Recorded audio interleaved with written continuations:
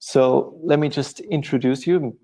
Great to have you, Alex. Alex Voorhoeve is a professor of philosophy at the London School of Economics and specializes in questions of distributive justice, especially with respect to healthcare and resource allocation within healthcare.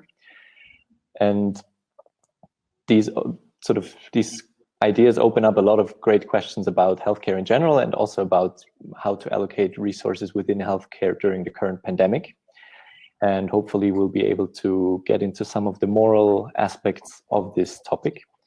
Absolutely. So if I may just sort of put a very general question to you at the beginning, how might one think in terms of moral philosophy about prioritizing in healthcare? Oh yeah, good. So healthcare is one of those areas, especially if we're thinking from a public perspective, in which the need and the ways in which you could improve people's lives if you put resources to good use far exceeds the resources commonly available. That's true both, especially true in poorer countries. I teach, for example, in Addis Ababa University in Ethiopia, where per capita health expenditure a few years ago in the national accounts was $26 per person per year. So that's an extremely tight budget. But it's also true if you spend up to $10,000 per person, as some of the richest countries do. Even then, the need or the treatments that we could provide, which would offer some benefit, exceeds the resources available. So there's always a need for some form of priority setting. And in essence, I think prioritization has to take into account two things. One is take a particular individual. How much good can we do for them? And the good we can do, I think, should not be expressed in something like a life saved, because we all die in the end. Interventions can rather either increase our length of life or improve the quality of our life. So what we can do for an individual is often expressed in health-related quality of life, or sometimes technically called quality-adjusted life years. So basically the amount of healthy life years or their equivalent that we could give to a person. So that's one. How much good can we do for a person? And the second is, how badly off would that person be without the assistance that we're considering providing the resources for? So, for example, tragic cases are those of young men who have Duchenne muscular dystrophy, right? It's a genetic disorder which often causes death at a very early age. Suppose we could give a particular improvement to them, one extra healthy life year. We can postpone the impact of the disease by 1 year. That seems to me especially valuable because their quality of life is so poor and so much worse than that of others. If you compare, for example, giving a different young man who has a limp an operation to cure that limp, over the course of a life, that may be equivalent to giving them the equivalent of one extra healthy life year. But because their expected quality of life will be so much higher than that of the other person with Duchenne muscular dystrophy, we should assign much more weight to the same sized gain that we can give to the second person. So to sum up, how much good can we do for a person? How badly off would they be without our aid? Those are the bases for priority setting, I think. Okay, so you already went into one of these topics which I find fascinating about this prioritization in healthcare, is that you need to somehow attach a weight to the severity of the health condition that someone might have. One paper of yours that I read into, which I found fascinating, it goes into the question of to what extent can you sort of weigh multiples of smaller minor deficiencies or health problems against a much more sort of major health problem that one might face. So for example, is it ever justifiable to cure people that just have a small minor headache problem, maybe 100 people that have minor headaches? Could that ever be outweighing the morally speaking, of course, the possibility to save a person with paraplegia or who would be sitting in a wheelchair for the rest of their lives? Good. So that is indeed a very complex question. My own sense is no, there are limits on how many small benefits to a vast majority can be used to outweigh, say, a very large benefit to a single person, say, saving the life, or I should properly say, given my previous answer, adding, say, 60 extra healthy life years to a 20-year-old, for example, by stopping them from getting meningitis. That seems, that cannot be outweighed by very small benefits, even to hundreds of millions of people. But that's a tough one. I mean, that's my intuitive judgment, and in the background, I think is something there that philosophers have often called what they call the separateness of persons. That's to say, the well-being of society is a construct. There is no individual who leads all our lives, so to speak, together. They're just individual people, and the loss to one of a young man of a whole life ahead of him, which let's imagine it would be a good life, seems to far outweigh any number of very small benefits to a very large number of individuals. And I think that the underlying thought there is that we're not some kind of aggregate or total. We're separate individuals, and we have to consider each person's perspective. And when you consider the perspective of someone facing one of the largest losses imaginable on one side of the equation, and many people facing small losses on the other side, our sympathies, and I think rightly, run to the first. But that's different from a lot of other medical trade-off cases, where what's at stake for people on both sides is very substantial. So if we're considering, for example, things that would slow the spread of coronavirus, right, and therefore prevent a number of deaths. On the one hand, we have to look at what would people who would die from coronavirus lose? And on average, that's around 10 years of life, because it hits older people harder. And the quality of those years is not usually in full health. So roughly, people say 6 to 7 quality adjusted life years are lost. Now, that's a very substantial loss. But on the other hand, if these measures displace, for example, cancer care, or they displace childhood education because we keep schools closed for longer in order to slow down the spread, then the losses on the other side are also very substantial. So I think what we're dealing with now, if we go straight to contemporary events, isn't a case of one very large burden against many small burdens. Although perhaps in some respects it is, like wearing a mask is a very small burden, a trivial burden compared to death.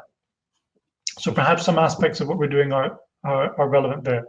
But the major policy questions involve trading off very substantial harms on one side against substantial harms on another side.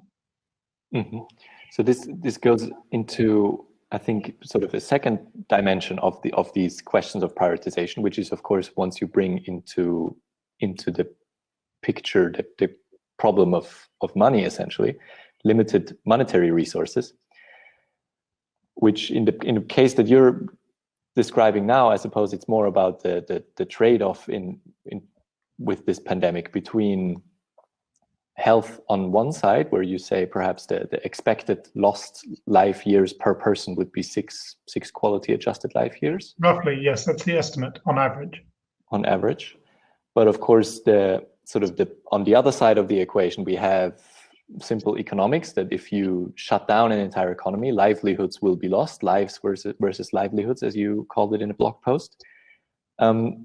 I think in the public discourse, we've often heard this critique put forward that how could one ever weigh monetary concerns, economic concerns against the health of people?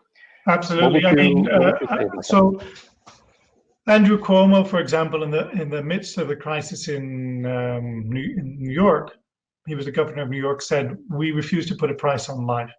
And I understand the sentiment, I understand where that comes from, and there are also contexts in which this is entirely the correct approach. So, for example, if I say to you, Jakob, here's for what price would you be willing to part with your existence? You should say nothing.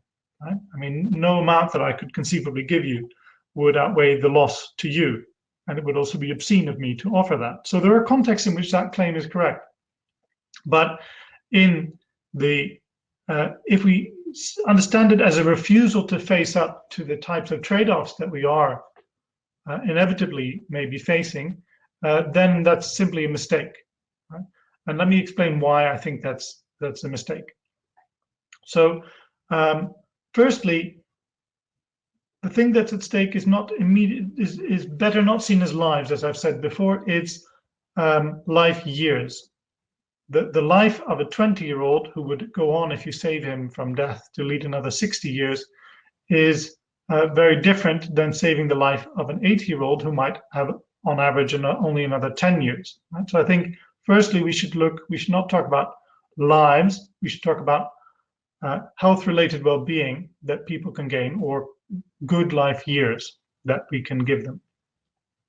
On the other hand, money is, of course, something which, unlike life, is good in and of itself, so long as you have a decent quality of life. Money is not good in and of itself. So talking about money obscures so that it's a means to a whole set of valuable things. What can we do with that money? That's what we're trading off against those lives that we can save. For example, childhood education, or people having a livelihood, being able to provide for their family. These are things that contribute to people's well-being in very substantial ways. So what we're really balancing is well-being on one side, health-related well-being, against well-being on the other side. That's to say that the well-being impacts of various economic variables and also educational variables, etc. So we have to, once we see it that way, there's a trade-off that we have to face, at least in some circumstances. Mm-hmm. And what I would find pretty interesting in this respect is how, for a policymaker, so trying to sort of bridge the gap between the philosophical background and then also the down-to-earth policy, who actually has to make these decisions now to weigh these well-being of livelihoods versus well-being of lives. How could they really sort of formalize this? Because I think there are, at least in your blog post, I think you hinted on different modes of doing it, and I was wondering how that can actually be put in practice. So it's difficult because it's complex to establish how much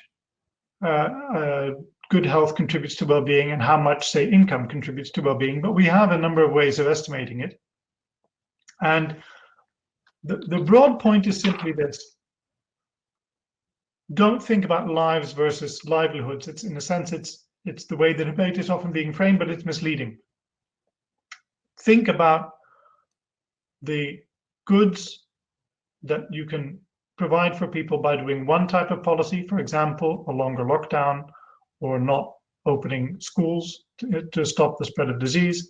And on the other hand, the goods that you can provide by doing a different policy, and the harms you can prevent, etc. And once we frame it in that way, we have a much clearer view of the inevitable trade-offs.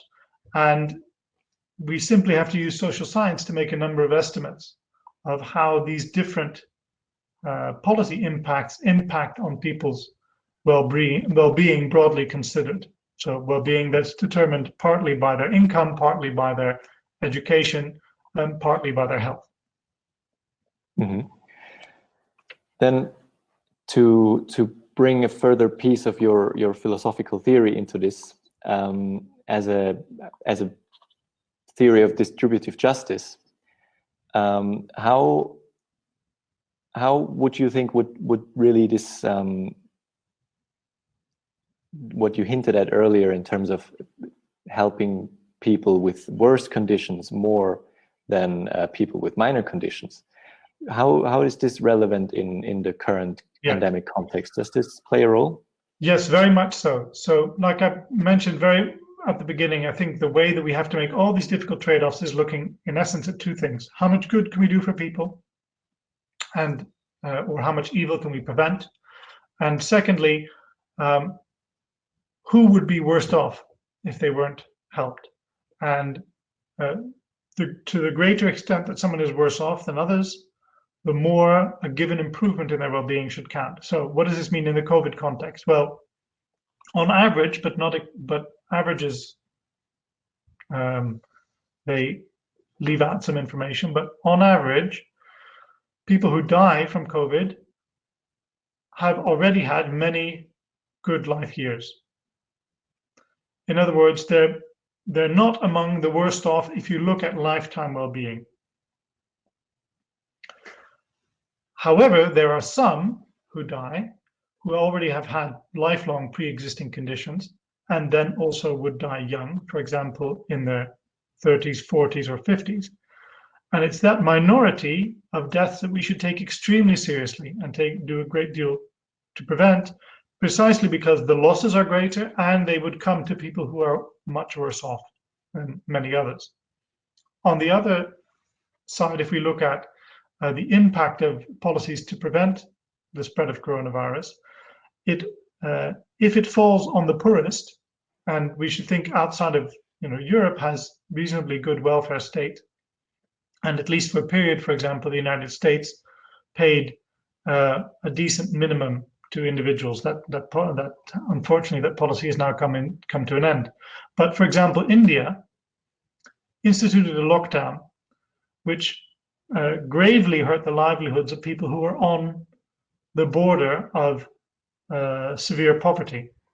Now, for them, the impacts of that policy are extreme in terms of their well-being, and perhaps also their children's well-being, and in the longer run also their health. So the worst off are the ones who deserve our special attention, might be those who are economically most disadvantaged, and they might be those who are most disadvantaged in terms of health. And so what I've ended up doing in work with some economists, using a model, all these models are imperfect, is basically saying lockdown policies can be preferable if they're done, especially if they're done early, so that the lockdown doesn't have to be as long as when you do it late, when you have longer to compress the virus, but only if they're accompanied by economic policies which really help the worst off, because otherwise the burden falls on those who are already very badly off, like arguably some economists have said has been the case with the early lockdowns in India. So one question that really resonates with this also, I think, and I'm wondering whether that really played a role in your formulating of these policy proposals and theories, is which I now have from our user chat here, is how do we ensure that these trade-offs are not reinforcing discrimination?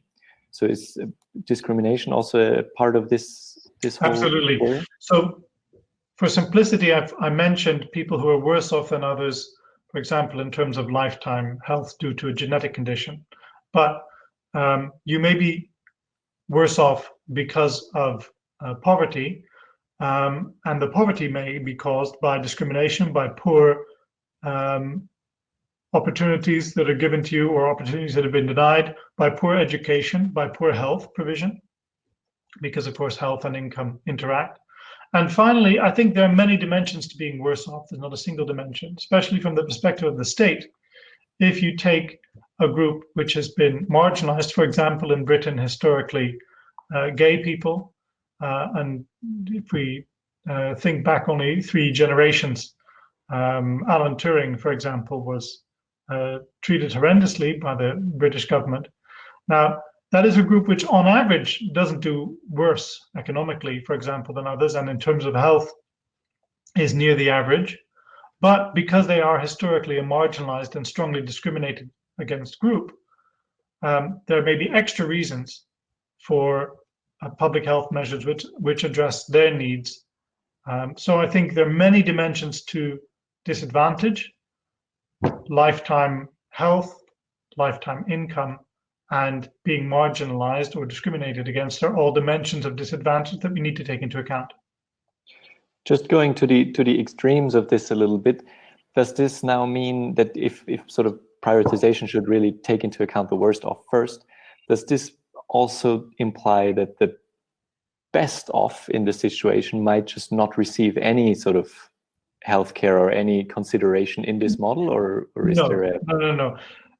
When I say extra priority or special weight to those who are worse off than others, that weight isn't infinite. So some of you may know the philosopher John Rawls had, although he didn't address healthcare, his famous difference principle basically is summed up as you should maximize the situation of the least well off in society. That is not my view. That seems to me too extreme in giving too much weight to the less well off, especially when we look at health contexts. Some of those who are worst off, there's unfortunately very little that one can do. There's something. For example, Duchenne muscular dystrophy, which I mentioned earlier, is a debilitating disease where we can do some things to improve a person's life, but not a huge amount.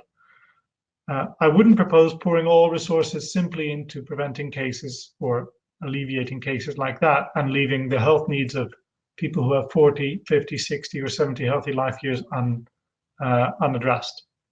Mm-hmm. I want to go into some questions that on a potential vaccine, because we've been having some questions in the chat here, mm-hmm. where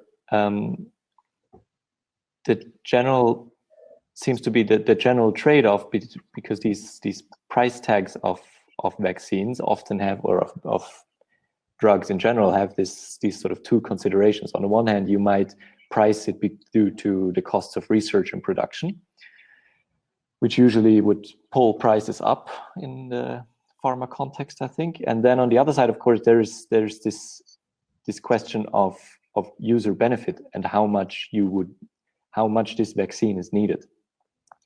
And then the third dimension that we've had here is, of course, how then do you decide between different levels of wealth in between different countries all around this world? What are your thoughts about this, about the next step in the pandemic, so to say? Good. So in relation to vaccine development, I'm not an expert on this, but as I understand it, simply from reading the news reports, there's already been very substantial commitment of public resources to funding this research, and also to a pre-commitment to purchase the results of it. So insofar as public funds have already gone into it, that's not a reason to then permit high prices on the other end. But I assume, and I think that would also be the just thing to do, that a very large share of the purchasing will simply be done by national health systems, and that vaccines will be distributed, at least in countries that can afford it, in that manner. Then, of course, the major question is, what about countries who cannot afford it, often the poorest countries? And there, I think it's clear that both from a humanitarian perspective, as well as from the perspective of collective interest, in order to suppress the virus, we have to make sure that people are protected from it everywhere. Otherwise, it will keep popping up. So that we have both humanitarian reasons and enlightened self-interest reasons to make sure that the poorest countries have it available as well, just as we now finance many other vaccines. So then it seems like the theory that you proposed earlier, it doesn't necessarily translate from within a society to the global context very easily, at least. Oh, I think it does. I mean, my own view is that though countries have special duties to their citizens and to people who have paid tax, these duties do not permit us to simply favor only members of our nation or our citizens. We have very strong humanitarian duties which extend to others, and indeed a sense of global solidarity and concern for the worst off globally, I think, should be an important part of our policies. Mm-hmm. One question that also goes into this this international comparison, I think, is comparing different sort of healthcare systems in general, where we have one question from Soya Ahmed about the challenges which you might see in relation to healthcare research allocation in countries which do not have a universal health system or a public health system in place. Very good. So there are many such countries, right? Most developed countries have, at the very least, a large public sector. I mean, even the United States, even prior to Obamacare, 50%, nearly 50% of all expenditure was from the government. And definitely in relation to if a vaccine becomes available, for many reasons, but especially also the idea that we need to achieve herd immunity, right? So it's not something that one individual can achieve. You become vaccinated, you don't just protect yourself, you protect others as well. That's a clear collective action problem. So governments have an essential role there. And if a government does not have sufficient infrastructure or funds to ensure the rollout and administration of the vaccine, then there should be international aid. And this is commonly accepted, right? There are many of the most successful forms of international medical assistance involve vaccination programs, usually for children, but one could easily see that expanded to this. I want to come back to the more general approach that we started earlier, not particularly about, well, also about the pandemic, but more the sort of the philosophical side of healthcare. So you've mentioned several times now that you should not think about lives saved, but more about life years added to your life, or perhaps life years saved. But one objection that comes to mind to me immediately is that in most constitutions that we have, in most sort of basic laws, it's always put down that each person should be worth the same in the eyes of the law, in the eyes of the government, in the eyes of the public in general. Yes. Doesn't that sort of contradict your claim that you should always prioritize the younger, who might have more lives to live, more years, of course, in their lives left than older people? Absolutely, this is an excellent question, and it.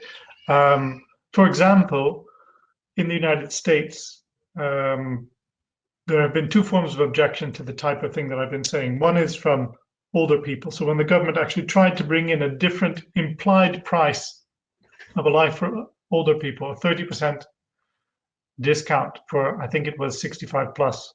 So the life, for example, public investment, for example, in road safety. The United States prices it, like many other countries, have an implicit price. And they were proposing that if a particular safety measure saved the life of a 65-year-old, then a different one would save the life of a 20-year-old. The latter one would be worth more. You'd be willing to pay more for it. Now, that also follows from what I have said. This was charged as being age discrimination. I think that's a mistake. That charge is a mistake, because each person is regarded as just as valuable. The 65-year-old was once 20, right? And so we would have protected their lives, that person's life, with as much devotion as we would any other 20-year-old now. And moreover, it's not just a strict, the view I'm proposing is not really about age. It's about how much good we can do for you and how bad your life would be, taken as a whole, if the aid was denied to you. So, for example, there might be a 60-year-old person who's long had comorbidity, so who's long had, for example, muscular dystrophy, right? Or MS had a difficult life, low quality of life for many years, low health-related quality of life. They, under my view, would get priority for a given health improvement over a 20-year-old who has, as we predict, many more good years ahead of them. Right? So it's not about age, it's about your quality of life, taking your life as a whole. And the worse that is, the more priority you get. Now, it is, of course, true that many people who reach a high age have had many healthy life years. That's how they managed to get to 75 or 80. And so as a consequence, they are among the better off. And just as I think it's perfectly fair to give priority to people who are poorer in terms of income in the distribution of public resources, or to have higher tax rates on those who are richer, so equally those who are richer in life years, healthy life years, should have less priority than those who are poorer in healthy life years. That's how I would see it, and that's why I would deny the claim of discrimination. Mm-hmm. You started off with a claim that I'm not sure if I can fully get on board with, where you said that you need to think about it in the way that a 60-year-old was 20 years old a while ago, and of course we would have then sort of allocated the same weight to his or her life back then as we do to the 20-year-old now. But is that a sensible approach if you consider the reality of government changes, of policy changes, where policies are never in place or rarely in place for a period of 40 years, let alone longer? So is it sensible to really view policies in this light? Shouldn't you view them more as a snapshot, because they will likely be overturned as soon as, or at one point, once a new government takes over? Yeah, that's fair enough.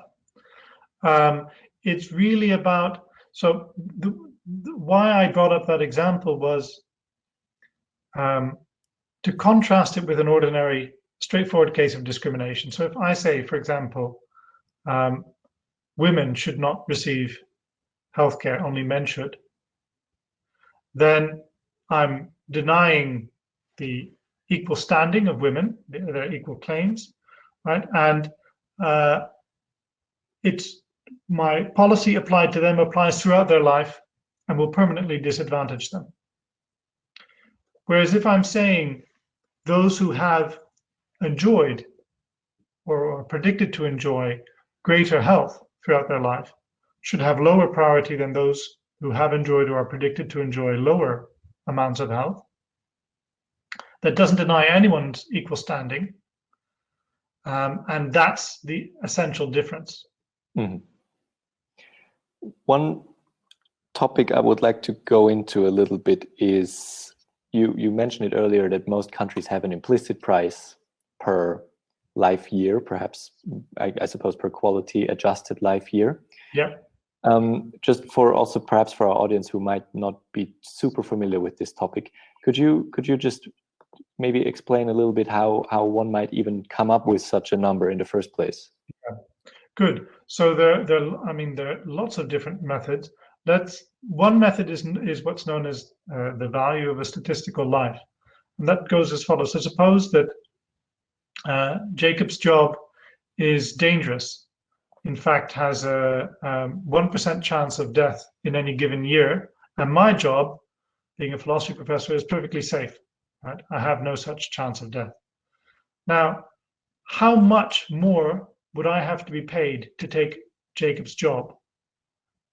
That's an indication of how much a 1% increase in my risk of death in a year is worth to me, right? Or put it the other way around, how much of a pay cut would Jacob take in order to have the safety of my professorial chair, right?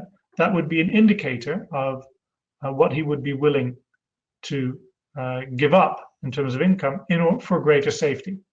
Now, suppose there were 100 Jacobs. Suppose he said it was 10,000 euros a year. If 100 Jacobs are willing to give up 10,000 euros a year to lower their chance of death by 1 in 100, then we can predict that in a population of 100 Jacobs, in return for a payment of 100 times 10,000, namely a million, there will be one fewer death. So I'm not defending this measure. In fact, I attack it in the blog post you mentioned, but it's a commonly used measure. How do we compute the value of a statistical life? Well, in a population of 100 Jacobs, they're willing to pay 1 million, but not more, 1 million euros in order to prevent one death, right? On self-interested grounds. That's how the value of a statistical life is arrived at. In the United States, estimates of this kind, which basically look at what are people willing to pay for a reduction in risk, arrive at around $10 million. $10 million per life. Surveys where they just ask people these questions and then they have the different surveys. One is to take two jobs which are identical in every respect, if you can find them, but one has a higher risk of death than another. So an engineer working on an oil platform has a higher risk of death than an engineer working on a bridge. Qualifications are the same. The people taking these jobs are roughly the same. What's the difference in pay? Right? The implied value of a statistical life is roughly $10 million in the United States. That's one way of estimating it, but otherwise we might. So that's one thing. Now, I really don't like this measure. One is for many reasons, but one of them is that it's not really about valuing lives or deaths. It's really about valuing marginal changes in individuals' risk of death. And of course, that's very different than saying we're willing as a society to spend this amount to save someone who's going to die for sure. Right? So there's something problematic about that.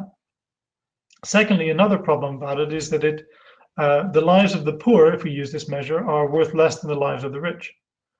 Because if you're very poor, it's common, you're willing to take a high risk in order to get just a little bit of extra income. So Amartya Sen has a wonderful, I mean, it's a sad story, but a very vivid example of people in Bangladesh who live next to a forest where there are tigers, and they go in to collect honey in order to sell the honey at the risk of being eaten by a tiger. Right? An economist could come and say, well, the value of a statistical life must be very low. Well, the reason that they're willing to take these risks is because they're in such poverty, right? But we wouldn't say that we should spend less money on saving their life than on saving my life, for example. So that's why I don't like that measure. Another way of looking at it is simply in terms of how much good we could do with the money elsewhere. So, for example, if I don't spend £1 million on saving you, Jakob, I could save 10 people from some other ailment. Right? Supposing that were the case, then what I should focus on is what's known as the opportunity cost, what I could do instead. And money can sometimes be a useful way of making these comparisons. So to make it concrete again, in the UK, for example, people have estimated that if we put another £20,000 into the National Health Service, what we get out is on average one extra healthy life year. Mm-hmm. Right? So if I were to spend £100,000 on something which only gave you one extra life year, but I could instead put it into the general pot where it would generate 5, that would be a mistake. Right? It would be a mistake to help you rather than put it in a place where it could do more good. So I think that is a more sensible way, at least given resource constraints, to say what is the next best thing we could do with the money. That gives us an implicit price of a quality adjusted life year, namely, how much does it cost to purchase it right now if we put it in the health system, which in Britain is roughly estimated at £20,000. And just to bring this down a little bit into the empirical world, I suppose, what are sort of some examples of countries dealing with these problems at the moment? Because it seems like this is often a topic that if it ever reaches the public discourse, it generates a lot of debate and a lot of nasty debate about how could you ever possibly sort of put a price on a life, even if it's just a statistical Absolutely. life. So that is why, look, one of the most important things philosophers can do is help us understand clearly what's at stake. And lives versus livelihoods is doubly misleading for reasons we've articulated. Firstly, it's not about no one's life is ever saved permanently, so it's really about life years, good life years that you can add. And livelihoods makes it sound like it's money, which is not valuable in and of itself. What we should focus on is what we can do with the money, the good things we can do with the money. So the first thing a philosopher should say before doing anything else is, let's debunk that slogan. That way of framing the question is a mistake. And I think that's not so hard. That's not hard to understand. That's not esoteric. People understand it. But to think clearly is already a huge challenge in these things. And then secondly, I think just honesty, just explaining, as I also think everyone knows, because everyone has to make trade-offs in their lives, how much time to spend with their children, how much time to spend on their career, whether to live in a cheaper but bigger house near a busy road where there's health risks, or to go to the countryside and have a lower income, right? We're all familiar with the idea that important things in life, we sometimes have to balance them against one another. Now, as a collectivity, we equally have to sometimes choose whether to put more money into education or road safety or healthcare.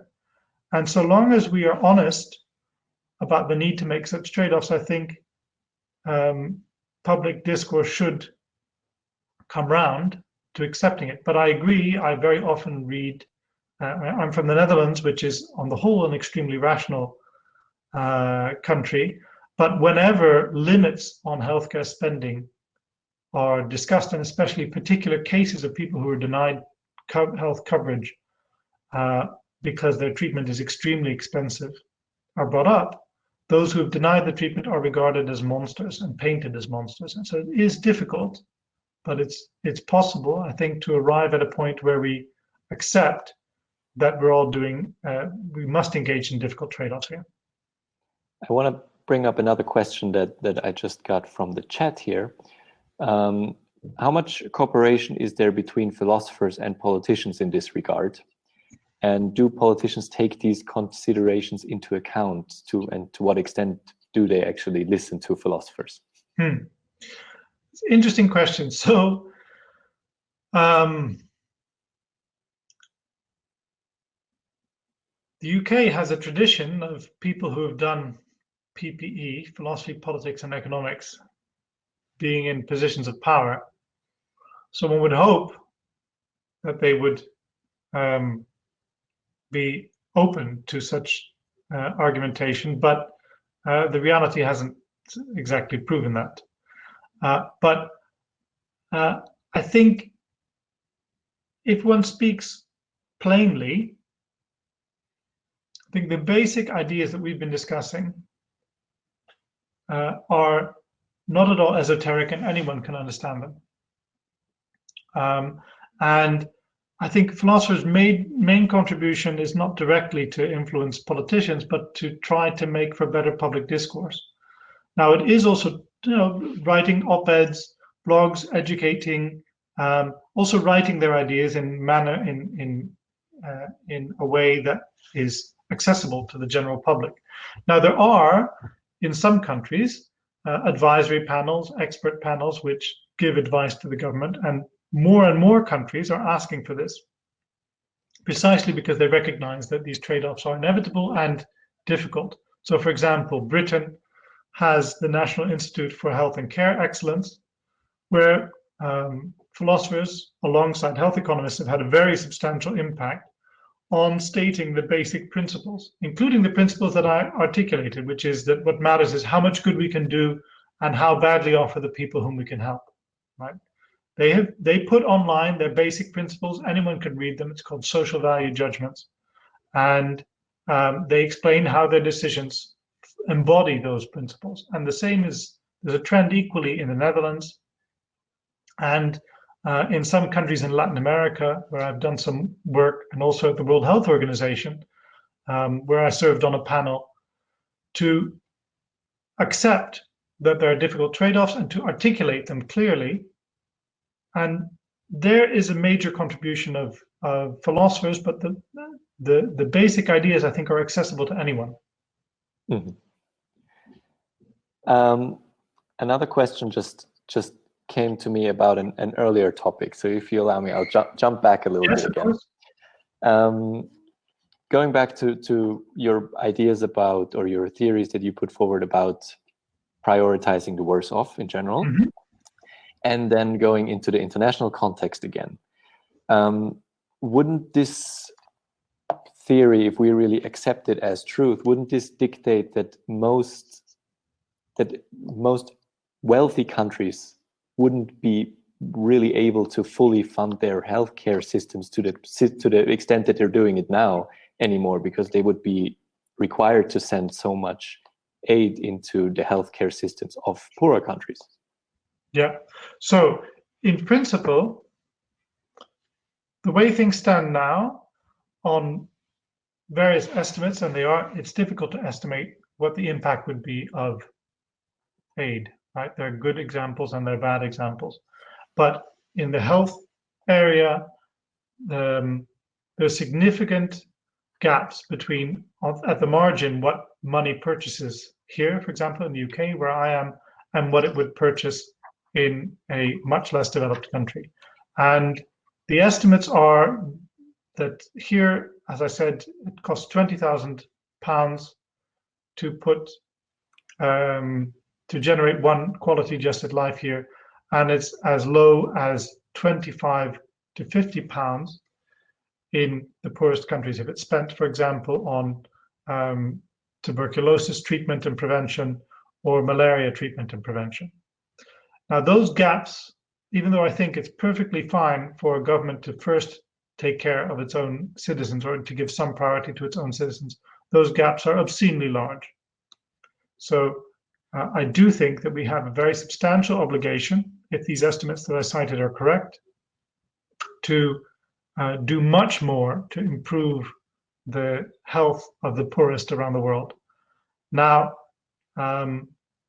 if this was undertaken collectively, I very much doubt that it would come at a great cost in terms of our inability to manage our own health systems to the standard that we like. I think in that respect, I would be optimistic, and at least the social science of the fight against malaria and the successes in AIDS treatment and prevention indicate that these are not merely paper projections.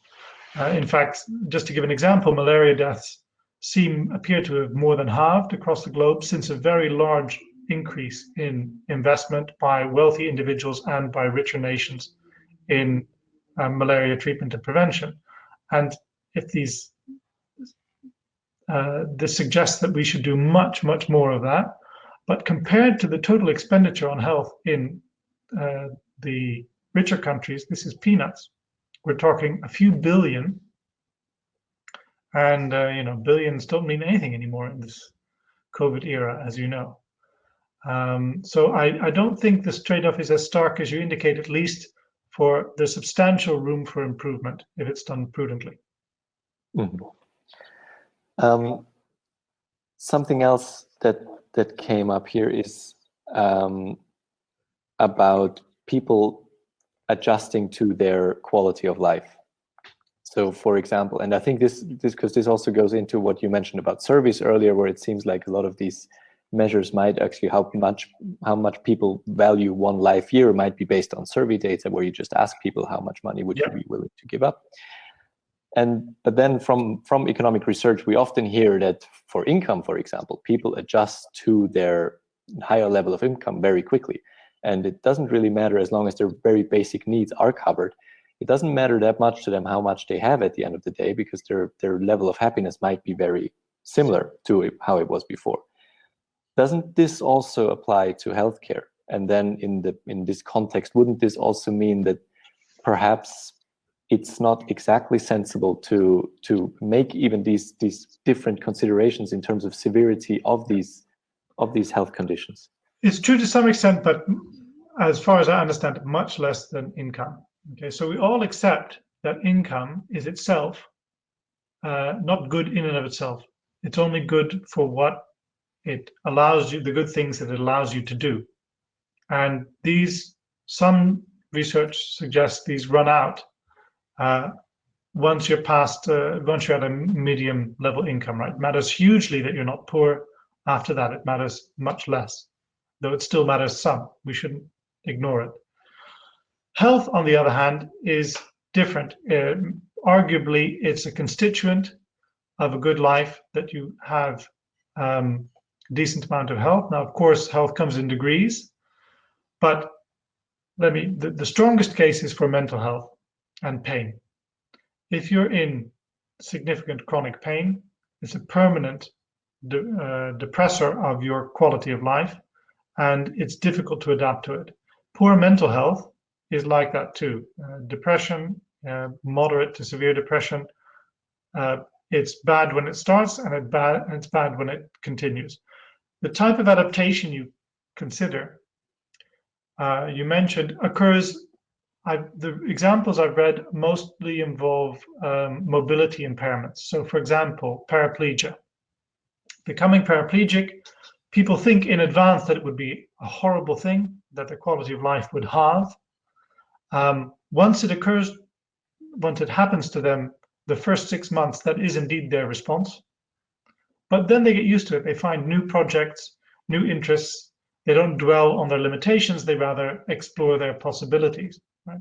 So it's true that over time, we can adapt. Although, in the studies I've seen, people do not return even after a period to their initial healthy state of well-being. It's just that the hit is not as bad as it seemed to them at the beginning.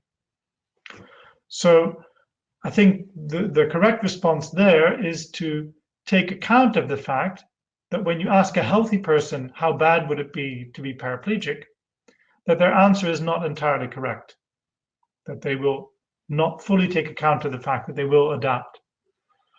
It doesn't mean that the quality of life of someone who's paraplegic is equivalent to a person who is fully mobile. Mm-hmm.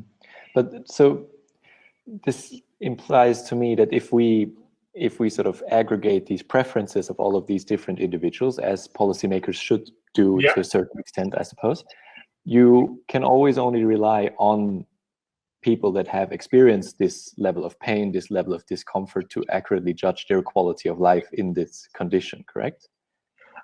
Yes, although we have to be careful that there can also be over-adaptation, right? So Amartya Sen, who we mentioned earlier in this conversation, discusses that people may over-adapt to unjustly limited circumstances. So a slave may stop longing for freedom because it's simply too painful to keep dwelling on their limitations. And that type of adaptation, we wouldn't say, oh, simply because the slave is happy today, his enslavement isn't a problem. So I think similarly, if you have someone who's has severe impairments, but who manages nonetheless to lead a good life, even a flourishing life, we should nonetheless count this as being an impairment which we should be willing to expend resources on improving if we can. So what follows from that is, I think, citizens panels, well-informed citizens panels who can have a substantial time to deliberate and to interview people who have lived with various conditions and to hear from experts what life would be like in various conditions, I think are far superior than simple questionnaire methods. You, Jakob, tell me now, how bad would it be if you became paraplegic, right? You are really ignorant of that. I'm also ignorant of that. But if we sat together with a group of representative citizens and people who've had this condition, listening to them with plenty of time to deliberate, then I think our judgments would be much more trustworthy than, say, opinion polling in the general population. Mm-hmm. I just got a very interesting question from the chat here, which opens up another dimension to this, I think, which could be very interesting. And the question is, should people who take care of their health get more money in case of sickness? And I think this would be especially interesting in terms of the worst off, where we might have an example of a smoker who then develops some lung cancer, who it seems like this person is almost fully responsible for their sickness in the end. Do they still deserve the same care of the same level of care that someone who's not responsible for it Good, does? that's an excellent question. So here I think I'm a strong believer in personal responsibility, but it has to be put at the right place. Take two people who smoke. One will be lucky and not come down with severe illness, and the other will be unlucky and does come down with severe illness. Now, both have engaged in a risk with their health, but only one of them suffers the downside. If you then say to the person who is already very badly off, none of us would want to be in that situation with lung cancer, you must now pay for your health care yourself, or you must pay a surcharge. You're kicking someone when they're down, and they've already been unlucky, at least compared to another person who took the same risks and who didn't fall ill. Right? Almost every activity which has a threat to our health, high risk to our health, has many people who don't suffer the downside. So horseback riding is one of the most dangerous things you can do on the weekend, apparently, said the chief British medical officer, because of the severe risk of spinal injury and head injury. But the vast majority of people go horseback riding and suffer no problem. So to say to the person who fell off their horse and now has a severe spinal injury, you must pay because you took the risk, is to compound the unfairness due to luck between the lucky horseback riders and the unlucky horseback riders, and the same is true of the smoker. So how then should we deal with personal responsibility? I think it should be upfront. So insofar as there's a higher risk of needing healthcare, and this is costly to society because we've socialized healthcare for various good reasons, you should simply pay a premium, for example, for, as we now do, in tobacco tax, or alcohol, or fat taxes, sugar taxes, or horseback riding tax. And those should cover the expected additional cost of treating you. Now, the big advantage is there, we do hold people responsible for the expected value of their choices, but we don't disadvantage people when they're already unlucky, when they've developed lung cancer or had a spinal injury. Doesn't this unfairly punish people that can be taxed in an easy way, like smokers, for example? Doesn't this then put the burden on them extra heavy compared to someone who might be into, I don't know, skydiving or something like this? Something where I guess maybe you can put a tax on parachutes, but dangerous levels of hiking or climbing, which you just cannot price at the beginning, right? Good. So insofar as you can price it, I don't think it's unfair to price the additional risk of needing healthcare, socialized healthcare, into a particular activity. If you can't do it, well, then there's also a point at which tailoring every particular price of every activity via the tax system to how much extra risk you're taking is simply too demanding. And then we just have to take a step back and say, look, out of a general sense of solidarity and for efficiency reasons, we don't engage in this minute taxation. But how smoking, from memory, causes about 12% of all life years lost around the world. So that is a very, it's easily taxable and very substantial target, insofar as you want to offset, hold people responsible, make them pay up front, but don't be inhumane and kick them when they're down or unlucky. And how would one even decide on the level of taxation? Wouldn't the most efficient way of taxing cigarettes, for example, just be such an incredibly high tax that you don't even have to take into the consideration the adverse health effects later down the line? I'm a philosopher, not a taxation economist, but from a philosophical perspective, we have to distinguish two things. Your question was about personal responsibility, and especially about, so to speak, the cost that others should bear to help me when I'm in trouble due to something I did myself. That's different from stopping me from doing something that will harm me. Mm-hmm. Right? The latter is paternalistic. If you're trying to stop me from smoking to help me, that's different from making me pay more for my cigarettes so that when you have to treat me, that cost is already offset by my cigarette payments, right? So I think we have to keep those two justifications separate. So insofar as we're concerned about personal responsibility and the costs that we impose on others, we should simply make a rough estimate of those costs and tax accordingly. Okay. Let me just jump in here because I think we're about to be put off the air. Very good. I just checked the time. Thank you very much. I think this has been super interesting. I'm sitting here, by the way, I forgot to mention this earlier, in a hub in Austria with Club Alpbach Tirol next door. We have about 30 people. Thank you once again. Thank you very much, Jakob, for the invitation, and to the audience for the excellent questions. Okay, that's very good. This was a bit of an abrupt ending now, as I'm not quite sure when this session will actually end. But yeah, it's been a very interesting discussion. I hope your twins are doing well downstairs without you. I think we heard them once during the session, but it was. They seem to be doing all right. Thank you. This was a pleasure, Jakob. Very good talking to you. Okay. Bye, everyone.